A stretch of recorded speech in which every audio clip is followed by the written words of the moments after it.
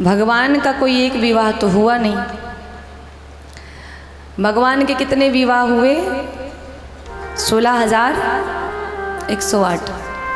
और मज़े की बात बताएं, भगवान ने इतने सारे विवाह किए पर भगवान के घर में कभी कलेश नहीं हुआ, कभी एक पत्नी दूसरी पत्नी के ऊपर झपटी नहीं। और कभी कभी तो कुछ लोगों के मुंह से मैंने ये भी सुना, रे महाराज भगवान कृष्ण जब 16,108 कर सकते हैं तो हम 2-4 भी नहीं कर सकते क्या? तो महाराज कर लो, मना किसने करा है? कर लीजिए, फिर देखिए अपने घर में क्या तमाशा चलेगा। आप सब सीरियल देखती है ना, इतना बढ़िया तो सीरियल में भी आपको तमाशे नहीं दिखेंगे। और आपको बताएं, विवाह करना बहुत बड़ी बात नहीं है। बड़ा, अरे भगवान ने गोपियों के कपड़े चुराए, भगवान ने तो महाराज किया, भगवान ने तो 16,108 विवाह किए, तो हम 2-4 भी नहीं कर सकते। एक पत्नी के रहते हुए दूसरी ला के दिखा दो और एक ही घर में फिर उनको रहने के लिए कह दो, महाराज सर के एक बाल भी नहीं बचेंगे और आप तबले की तरह बजेंगे दोनों तरफ से, ना इधर के ना उधर के, दुर्गति हो जाएगी। तो जब एक के रहते दूसरी आने के बाद इतना बड़ा महासंग्राम, तो कहीं अगर भगवान 2-4-5 विवाह कर लिए ना, फिर आप स्वयं ही खुशी खुशी जा करके आत्महत्या करेंगे, महाराज इससे अच्छा है कि मर जाऊं। लेकिन भगवान ने जो इतने विवाह किए, भगवान के घर में कभी कलेश नहीं हुआ। कल रुक्मिणी मैया का विवाह हुआ आप सबके समक्ष। तो रुक्मिणी मैया ने भगवान को कभी देखा नहीं था आमने सामने। अब आज के ज़माने में तो फ़ोटो वगैरह आ जाती है, व्हाट्सएप कर देते हैं, कुछ भी कर देते हैं। उस समय तो था नहीं, उस समय तो पत्रिका चलती थी। अगर कोई पत्नी है तो पति को प्रेम पत्र लिख करके भेजती थी, वो भी 2-4-6 महीने में पहुंचता था। स्पीड बहुत। और अभी तो 5G का ज़माना आ गया है, झट से। तो महाराज मैया ने कभी भगवान को देखा ही नहीं था। तो मैया कहती है, कन्हैया मैंने कभी देखा तो नहीं तुमको, लेकिन तुम्हारे बारे में सुना है। कभी कभी हम किसी के बारे में इतनी अच्छी अच्छी बातें सुन लेते हैं कि उसका स्वरूप हमारे सामने स्वयं ही उभर के आ जाता है, वो ऐसा होगा ऐसा होगा। मैया ने कहा सुना है आपके बारे में, देखा नहीं है। अब सुखदेव भगवान कहते हैं कि मैया ने पत्र तो लिख करके भेज दिया कि कन्हैया आना, मैं गौरी पूजन के लिए जाऊंगी और मुझे लेके जाना। लेकिन मैया बड़ी चिंतित है अंदर से। अब वो सोचती है कि अगर माधव आ भी गए तो मैं उनको पहचानूंगी कैसे, मैंने तो कभी देखा नहीं। तो मैया गौरी पूजन कर रही हैं। माँ ने भी कहा, मनुजा ही राज्य हूँ मिले ही सोवरु, सहज सुंदर सांवरु, मिलेगा आपको। तो मैया सोच रही मिलेगा तो आपका आशीर्वाद मिथ्या नहीं हो सकता, लेकिन मैं पहचानूंगी कैसे अपने सांवरे को। मैया बड़ी चिंतातुर होकर के मंदिर से निकलती हैं तो सोचती हैं, अब रुक्मी ने बड़ा अनुशासन प्रशासन लगा के रखा है कि कोई बाहर का व्यक्ति हमारे राज्य के अंदर नहीं आ सके, और ख़ास करके ये कृष्ण तो बिल्कुल नहीं आना चाहिए। अब भगवान चल पड़े रथ लेकर के। जब भगवान चले तो बलराम भैया ने देखा कि बड़ी जल्दी जल्दी में रथ लेकर के निकला, तो बलराम भैया भी पीछे पीछे पीछा कर लिए कि जरूर कुछ गड़बड़ होने वाली है।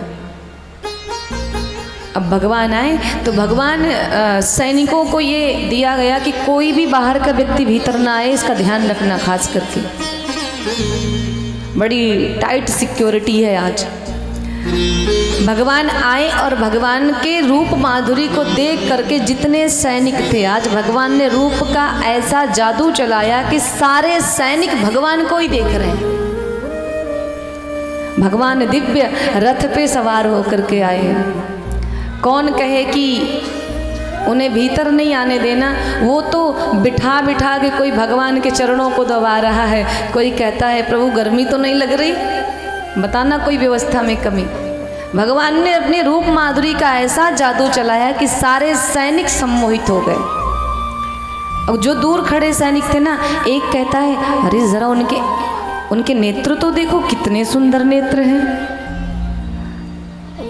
ऐसा लगता है कि नेत्रों में ही देखता रहो। कन्हैया के नैनों में तो जादू है, जो इनकी आंखों में देख ले वो खुद का नहीं रह जाता। इनके नेत्रों में ही सारी गड़बड़ छिपी हुई है, इसलिए इनके आंखों में तो कभी देखो ही नहीं, क्योंकि जो आपने एक बार इनके नेत्रों में देख लिया तो आपसे आपको ही ये चुरा लेंगे और आपको पता भी नहीं चलेगा, इतने बड़े चोर हैं महाराज। तो एक कहता है अरे नेत्र तो तुम देख रहे हो, मैं तो उनके मुकुट को देख रहा हूँ, देखो तो जरा मुकुट कितना दिव्य लग रहा है उनके शीश पे। तो दूसरा कहता है महाराज आप मुकुट को देखते हो, मैं तो उनके कर कमलों को देख रहा हूँ। और तीसरा कहता है महाराज सब कुछ छोड़ो, मेरी तो दृष्टि उनके चरणों से ही नहीं हट रही, कितने कोमल चरण हैं मेरे ठाकुर के। तभी एक महानुभाव थे, भाई सैनिक हैं, घोड़े गाड़ी पे ज़्यादा ध्यान देते हैं, तो बोला सब कुछ छोड़ो, मैं तो केवल उनके घोड़ों को देख रहा हूँ, कितने दिव्य हिष्ट पुष्ट घोड़े हैं भाई, क्या खिलाते होंगे इन घोड़ों को। अब सब कन्हैया के एक एक अंग का दर्शन कर रहे हैं। तब रुक्मणी मैया निकली, अब चारों तरफ दृष्टि घुमाई तो कन्हैया ने दूर से ही हाथ हिलाया कि देवी मैं आ गया हूँ। मैया प्रसन्न, और सब में कहते ना कि जैसे हजारों सियारों के बीच में, गीदड़ों के बीच में एक सिंह आ जाए तो अलग ही दिखाई पड़ता है, वैसे मेरे प्रभु आए हुए हैं, सिंह की तरह भगवान खड़े हैं। मैया बड़ी प्रसन्न हुई, गई, भगवान ने उनको बिठा लिया रथ पे। अब इन लोगों को कहा गया कि भैया ध्यान रखना, ये गेट के अंदर कोई ना आने पाए, ऐसा वैसा व्यक्ति।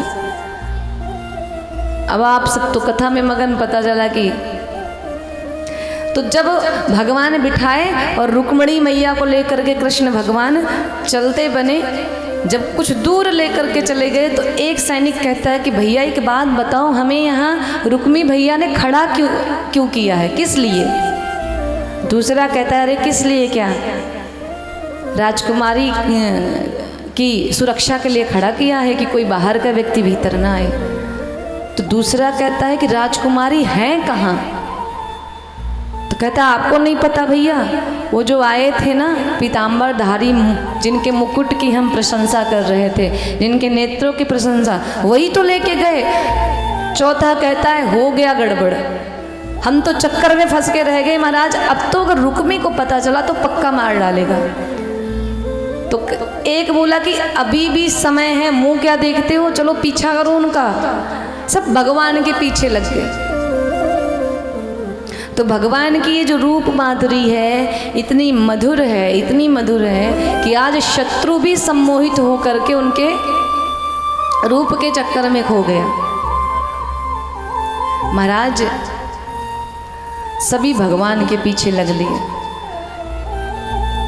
अब भगवान आगे आगे जा रहे हैं और सैनिक पीछे पीछे। अरे भाई रुक जाओ, हमें युद्ध नहीं करना, हमें तो यही कहना है कि आप इनको लेके जा रहे हो, बदले में हमारे जान के लाले पड़ जाएंगे। अब रुक्मी को पता चला तो रुक्मी भी रथ लेकर के लग गया कि मैं अपनी बहन का विवाह कृष्ण से तो होने नहीं दूंगा। लेकिन जो भगवान चाहेंगे वही होगा। भगवान चाहते हैं रुक्मणी जी को जाना है तो उन्हें कोई रोक नहीं सकता। महाराज भगवान ले गए रुक्मणी मैया को।